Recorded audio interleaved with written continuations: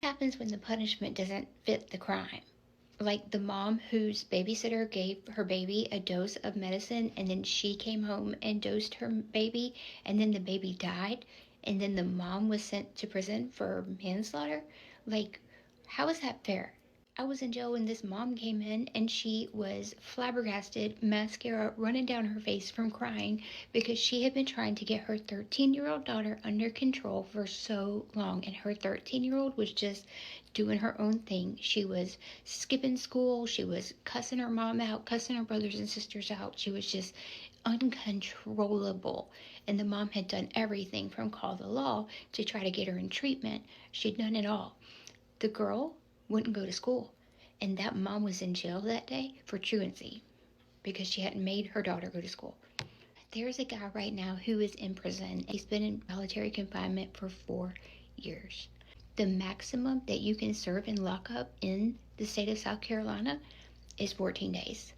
He was offered a course on how to survive solitary confinement at the beginning of his restrictive housing placement because they knew that he might go mentally crazy being away from people for that long. The windows are all covered by steel plates.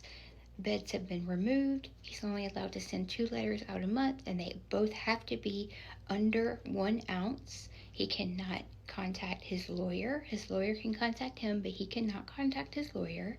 The doors are no contact food flaps. That means you put the tray in there, then they shut the door, and then you can open your door and grab the tray. But there's no human contact whatsoever. He doesn't get like soap and deodorant.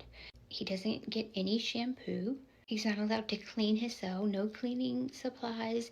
If there is an inmate who floods their cell out and it's full of like urine and feces and it comes into his cell, like, oh well, and he sleeps on the floor.